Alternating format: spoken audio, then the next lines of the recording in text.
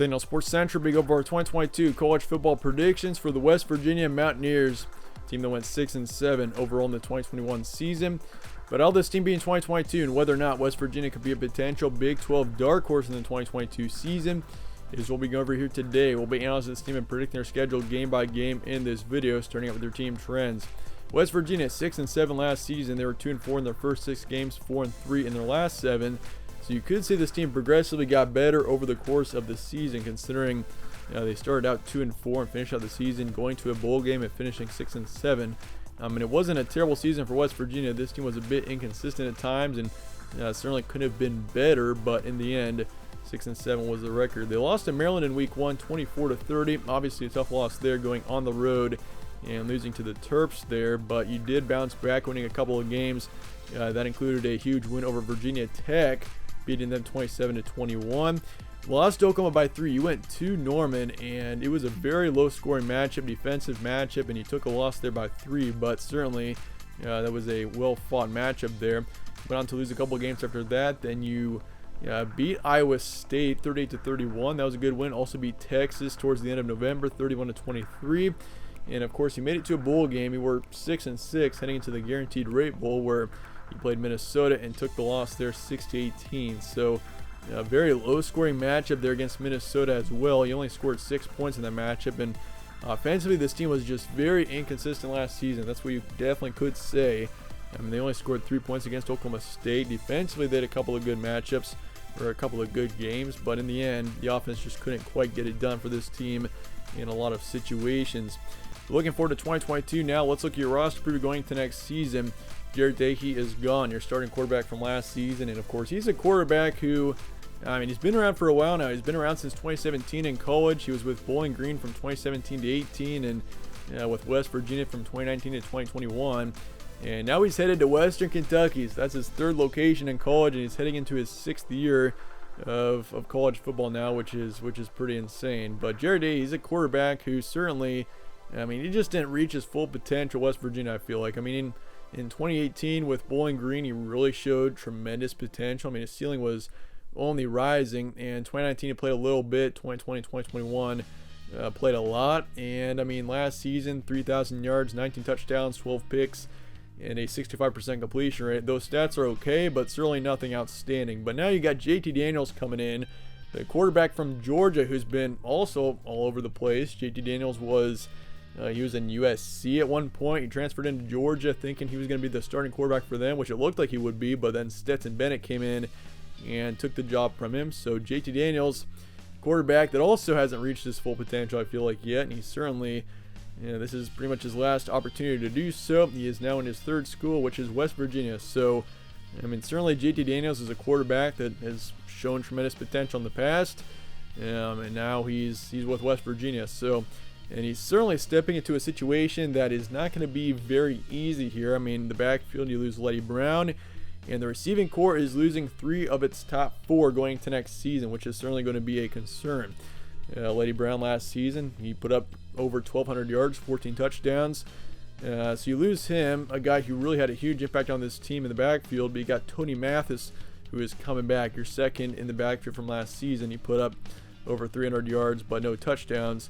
So, obviously Letty Brown had a bigger impact on this team last season, but Mathis, I do think, shows some potential, so I'm looking forward to seeing how he does. But the receiving core is really just a disappointment for me. This is a team who's losing Winston Wright, Sean Ryan, and Isaiah Esdale, 3 of its top 4 in the receiving core, to the transfer portal. These are guys that are still eligible for college. They can still play another year or two, and if they were coming back for West Virginia next season, this team could be in the 8-10 win range. I'm serious when I say that. And it's not just the receiving core, it's also the defense. Defensively, this team doesn't really lose many seniors, but they lose several of their key players to the transfer portal, which is going to be a huge concern going into next season. If this team was able to retain their players from the transfer portal, and not having players go in the transfer portal in the amount that this team is, this team could be really good next season. But that certainly is a main concern for me, is seeing how many players are transferring out of this program. And JT Daniels is the one key player that I really see coming in from the transfer portal. So obviously Winston Wright last season, big impact on this team. He put up nearly 700 yards and 5 touchdowns. Bryce Ford Wheaton, he's coming back. So you got your second wideout coming back, and that's about it. He put up 500 yards, 3 touchdowns last season. And then once again, Sean Ryan and Isaiah Esdale, your third and fourth wideouts, have transferred out. Both receivers putting up right around 380 yards or so. And once again, I mean, offensive line looks pretty good, but you lose one linebacker, 2 in the secondary on defense.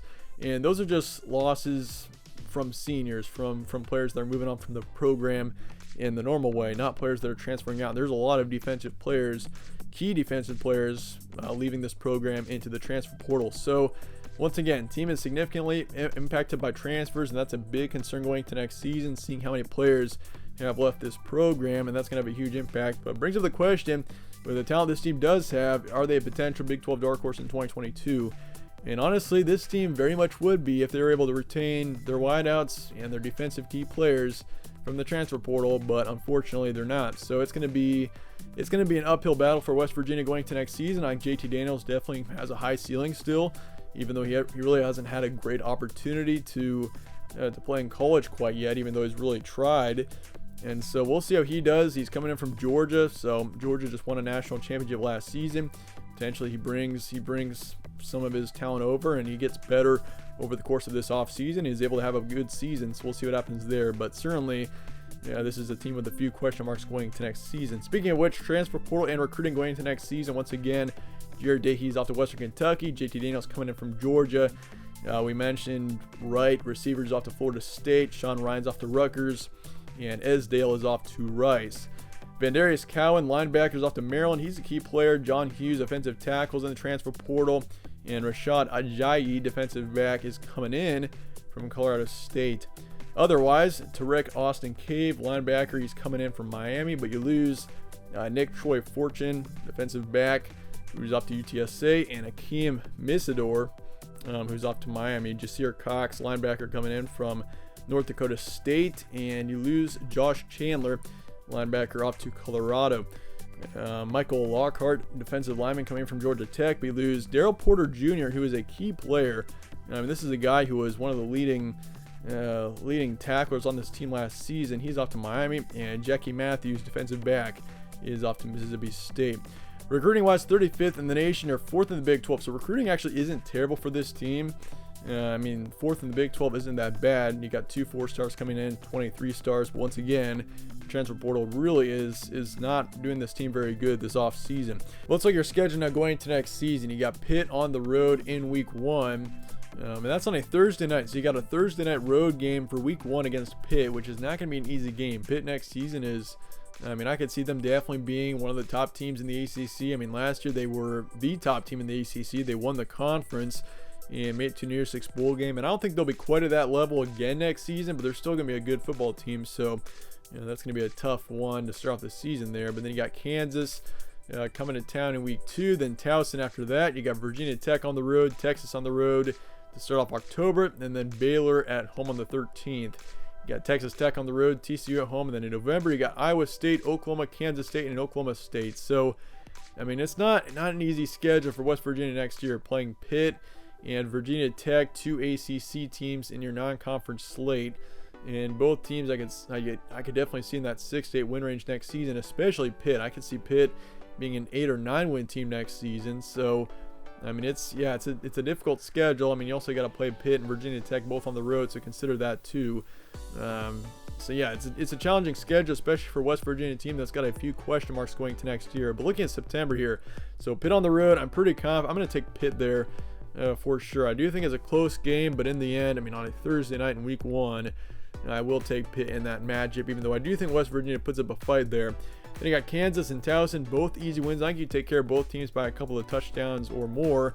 And then Virginia Tech on the road, I'll say that's a close win, but you do knock off Virginia Tech, which would be, I'd say, a quality win for sure. So you're 3-1 heading into October. You got Texas on the road. I'm going to favor Texas there for sure.